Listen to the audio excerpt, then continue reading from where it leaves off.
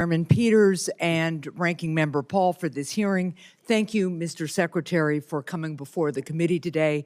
And let me just note that the tragedies and terrible crimes that Senator Hawley just talked about might be ones we could prevent in the future if Senator Hawley and his colleagues on the other side of the aisle had voted for a bipartisan measure that would have significantly increased our detention capacity, our personnel, would have changed policies for standards of who could seek and be granted asylum.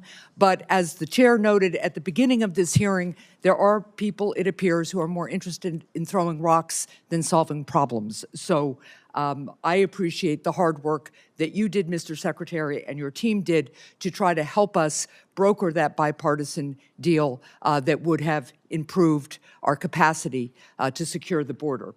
So let me just start with my first question. The most important task for the government is keeping its citizens safe.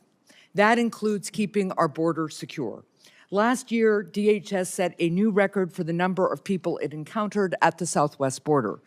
Based on DHS's own data for the first 5 months of this current fiscal year, DHS has already encountered more than 1.3 million people, and the department is on pace for even more total encounters than last year. I've traveled to our U.S.-Mexico border multiple times. I've seen and heard firsthand the challenges that our border agents and officers face. DHS needs to do everything it can to address the crisis along the southern border, improve operational control, and track who and what is entering our country. Mr. Secretary, what are one or two specific resources or authorities that you need to improve the department's operational control of the border? Thank you very much, Senator, for the question. We need more personnel.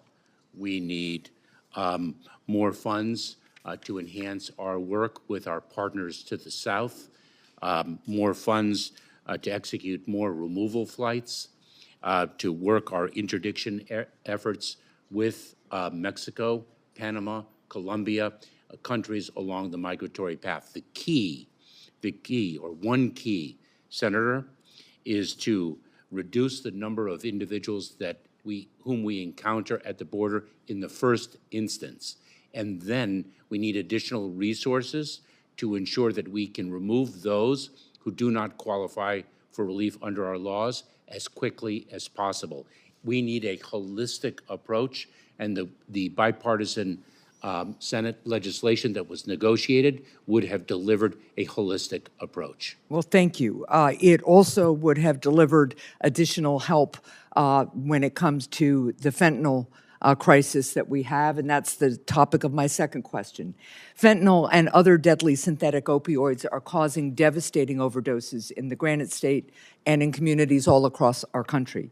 Due to the strength of synthetic opioids, criminal organizations are able to smuggle fentanyl in smaller and smaller quantities, which makes it far harder to detect and interdict.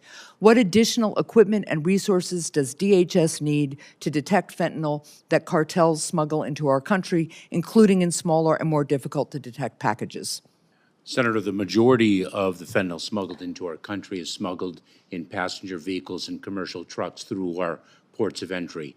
What we need there is funding for non-intrusive inspection technology and additional funding for more personnel. That is with respect to the ports of entry. Those are two examples of what is needed.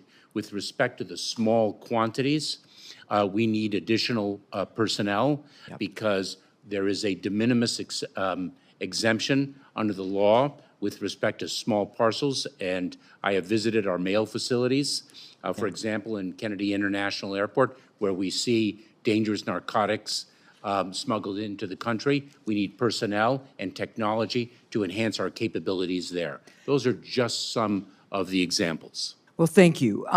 One of the other areas where we really have to push is with the supply chain to the cartels of the precursor chemicals. So I've pushed the Chinese government to do more to stop illegal trafficking of fentanyl precursors to Mexico from China, which the cartels then use to manufacture and smuggle fentanyl into the United States. How are Homeland Security investigations and Custom and Border Protection working to disrupt this global supply chain for illegal fentanyl?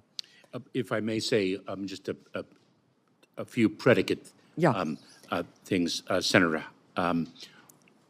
We are focused every single day on the fight against fentanyl, which is the most dangerous drug that I have seen in my 22 years of public service, and I prosecuted black tar heroin traffickers. The mortality rate, the fatality that fentanyl causes is unprecedented. And we fight every day against this scourge. It is a scourge that is not 1, 2, or 3 years in the making. This has been many, many years. In fact, and I believe it is in 2020 that 57,000 deaths at the hands of the deadly fentanyl occurred.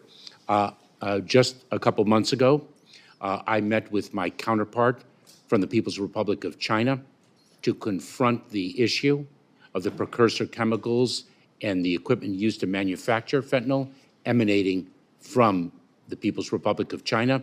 And we are seeking to tackle that challenge in a very difficult relationship, but we are very focused on the scourge of fentanyl from all perspectives. Thank you. I will follow up with you on that a little bit more, but I have one final question. I want to ask about the department's efforts to assess 2 growing terrorist threats to the homeland.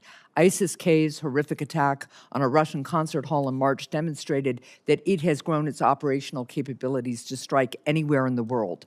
Last year, General Michael Kurilla, commander of CENTCOM, predicted that ISIS-K would be able to attack the U.S. and Western interests in as little as 6 months and with little to no warning. That is his quote.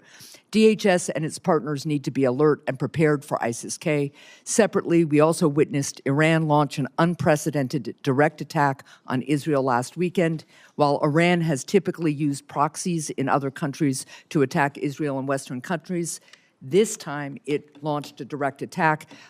If I could just ask briefly, how does the Department of Homeland Security and its partners in the intelligence community assess the separate threats posed by ISIS-K and Iran to the U.S. homeland? Senator, Director Wray has put it succinctly. We are in a heightened threat environment for the reasons that you have articulated. Thank you. Thank you. Senator Rosen, you're recognized for your questions. Well, thank you, Chairman Peters, for holding this hearing.